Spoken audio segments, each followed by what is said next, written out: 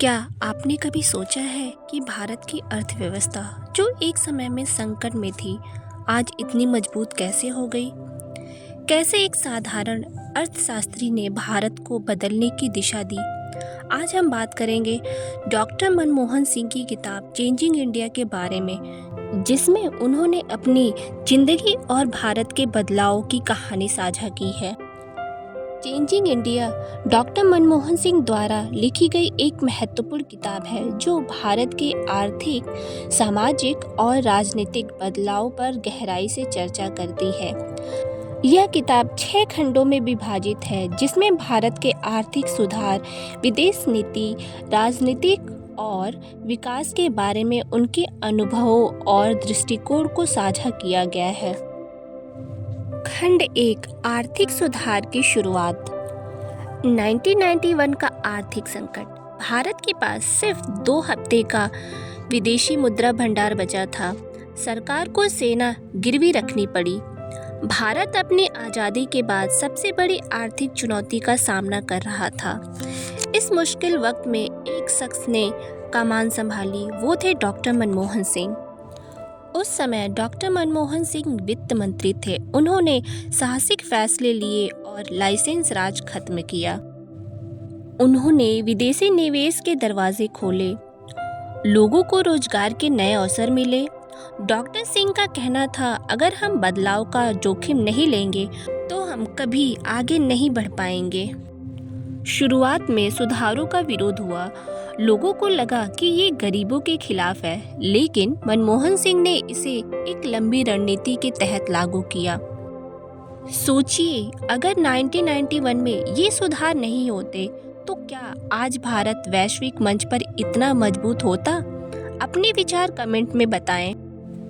Doctor Manmohan Singh की ईमानदारी। Doctor Manmohan Singh ने सुधारों के दौरान संसद में कहा, भविष्य हमें कठोरता से परखेगा, लेकिन मैं आश्वस्त हूं कि हमारे कदम सही हैं। खंड 2, राजनीति और उनकी ईमानदारी। इस खंड में बताया गया है कि डॉक्टर मनमोहन सिंह का राजनीति का मूल मंत्र था ईमानदारी और पारदर्शिता। उन्होंने अपने काम में हमेशा जनहित को प्राथमिकता दी। हालांकि राजनीति में रहकर उन्होंने कई बार आलोचनाएं भी झेली। डॉक्टर सिंह का मानना था कि नीतियों का असर जमीनी स्तर पर दिखना चाहिए, जैसे मनरेगा, महात्मा गांधी राष्ट्रीय ग्रामीण रोजगार गारंटी अधिनियम जैसे कार्यक्रम लागू किए गए जो गरीबों को रोजगार देने में सफल रहे। उनका मानना था कि एक नेता को अपने फैसलों पर स्थिर रहना चाहिए, चाहे कितनी भी मुश्किलें आएं। खंड 3, विदेश नीति में योगदान। डॉक्टर मनमोहन सिंह ने भारत की विदेश नीति को नई दिशा दी। उन्होंने अमेरिका के साथ ऐतिहासिक परमाणु समझौते किए, चीन और पाकिस्तान के साथ शांति स्थापित करने की कोशिश की। उनकी सोच थी कि मजबूत विदेश नीति से ही भारत का आर्थिक और सामाजिक विकास संभव है। गुटनिरपेक्ष आंदोलन को नई दिशा। डॉक्टर सिंह ने भारत की पुरानी नीति को बनाए रखा, किसी एक देश का पक्ष लेने की बजाय सभी के साथ संतुलन बनाए रखना। डॉक्टर सिंह ने भारत को वैश्विक व्यापार और सहयोग का हिस्सा बनाने पर जोर दिया।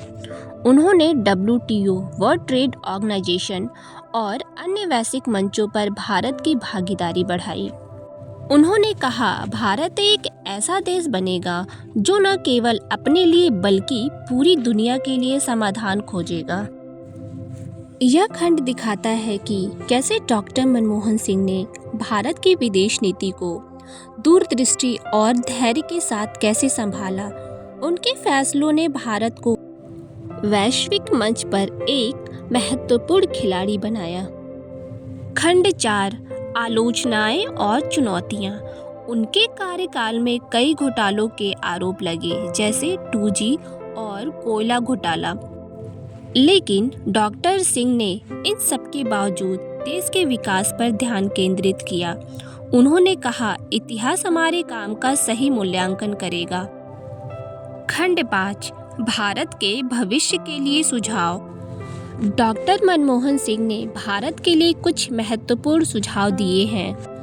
भविष्य के लिए उनके संदेश: हर बच्चे को बेहतर शिक्षा मिले, गरीबों और किसानों को सशक्त बनाया जाए, समाज में एकता और शांति बनी रहे। उनका सपना था एक ऐसा भारत जो हर नागरिक के लिए अवसरों से भरा हो।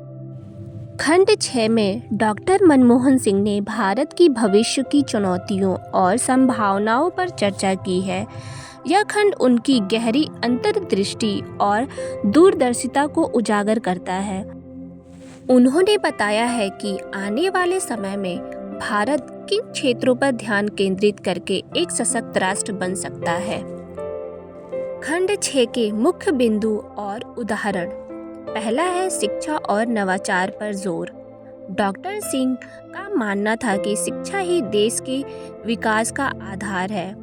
उन्होंने शोध और नवाचार को बढ़ावा देने की आवश्यकता पर बल दिया है।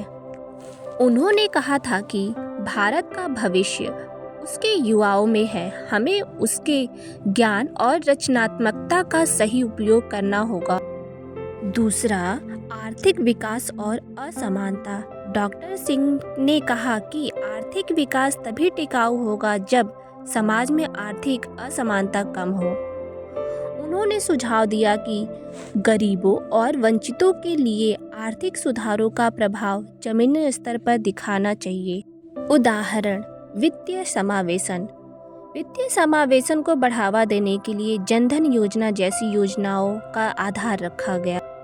तीसरा, पर्यावरण और सतत विकास। डॉक्टर सिंह ने पर्यावरणीय चुनौतियों को गंभीरता से लिया और सतत विकास पर जोर दिया।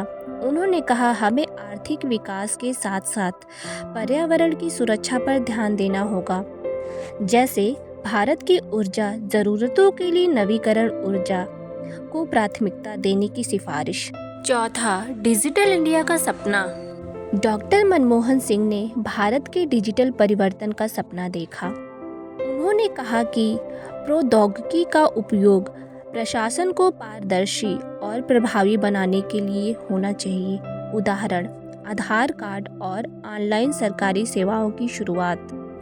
पांचवा, वैश्विक नेतृत्व में भारत की भूमिका।